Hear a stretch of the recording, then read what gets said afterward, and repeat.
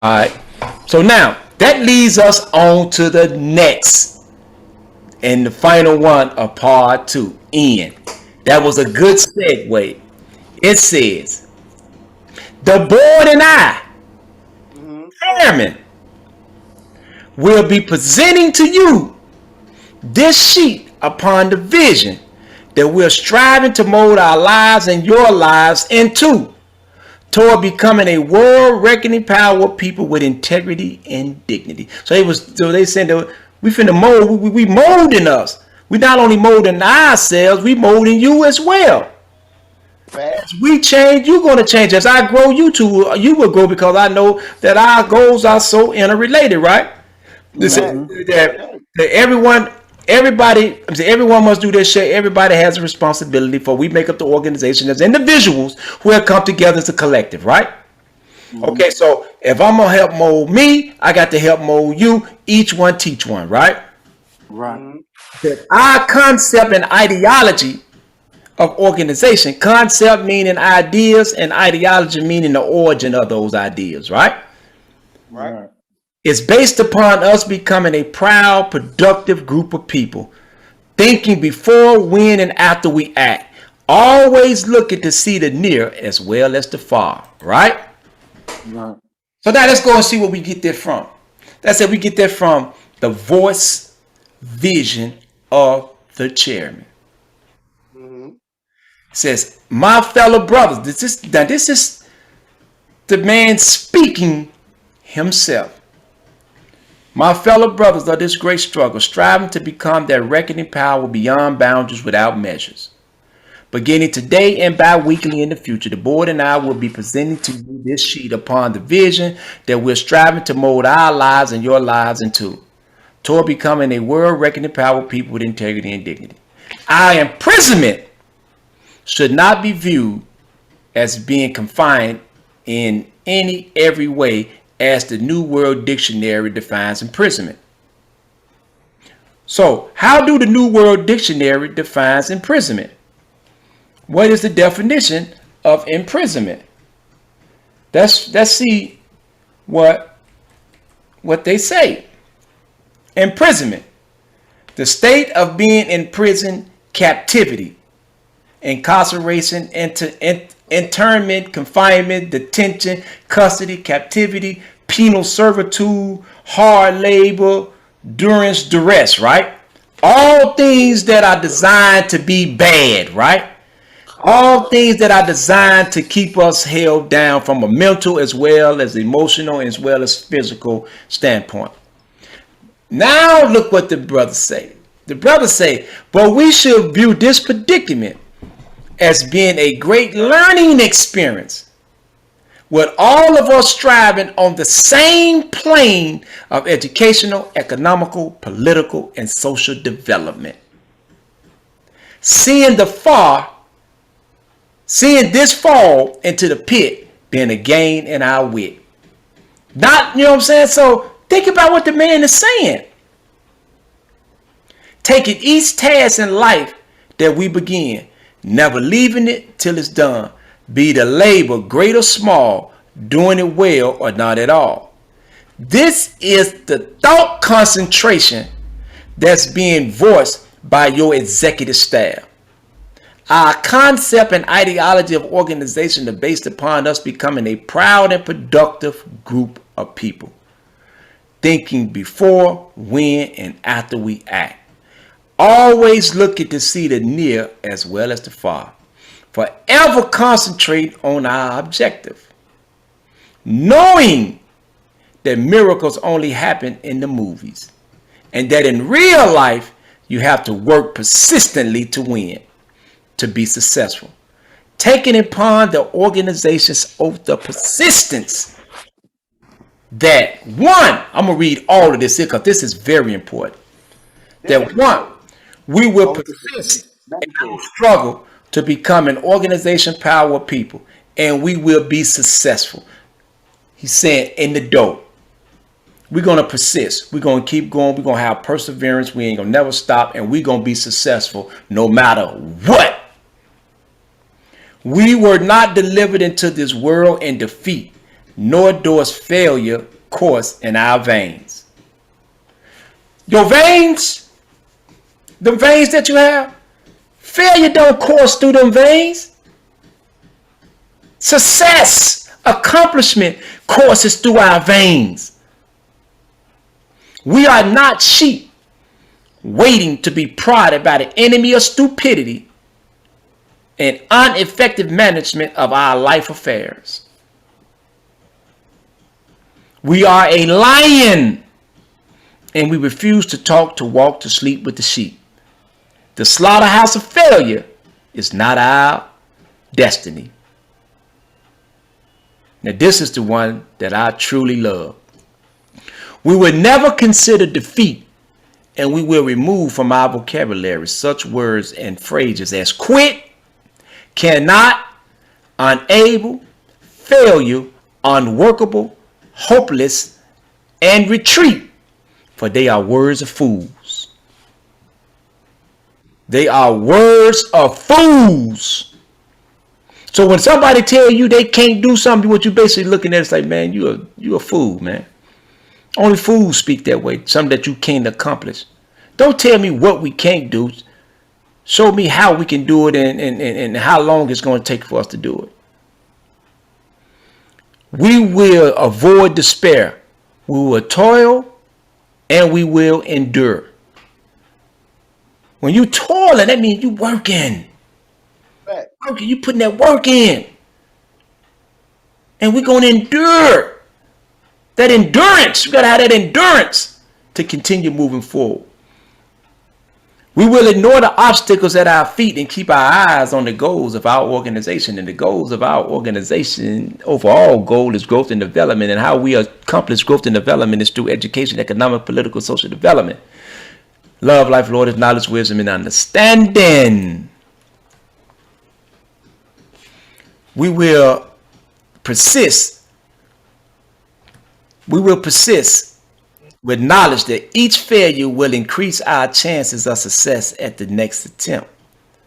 We must fail often to succeed only once. When others cease their struggle, then ours will begin and our harvest will be full.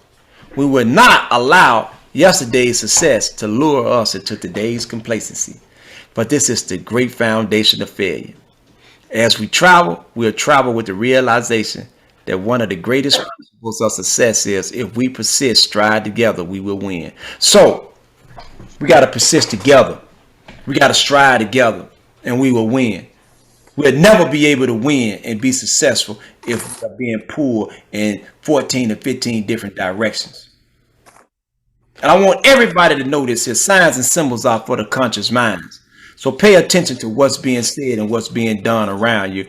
If a person telling you that the sky is aqua, I want you to go outside. I want you to be able to get in the plane and then look down on the earth and then tell me what color then do you see? What color do you see? The colors only reflect from your eyes. Or somebody else might see aqua. You might not necessarily see that color. So we got to stay steadfast and be there for each other. You know, and that's how I view all this here, brothers. You know, and long as we continue to support each other and be there for each other, man, there's nothing that we can't accomplish or won't accomplish. You know.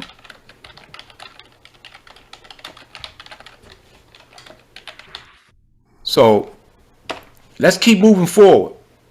So in closing, each one of you brothers, y'all have any closing parting shots or shout outs? Who y'all want to shout out?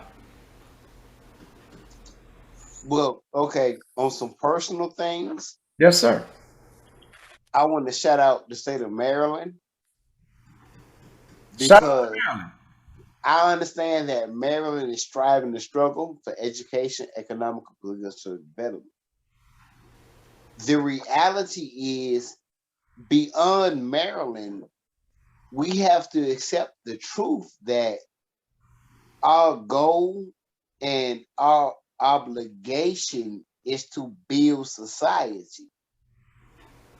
And if we don't fully understand that, then we're missing the vision no matter what we do, no matter what we say. Because there are,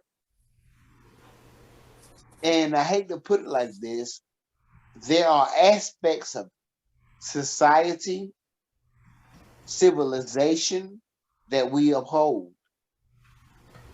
And one is love, life, loyalty.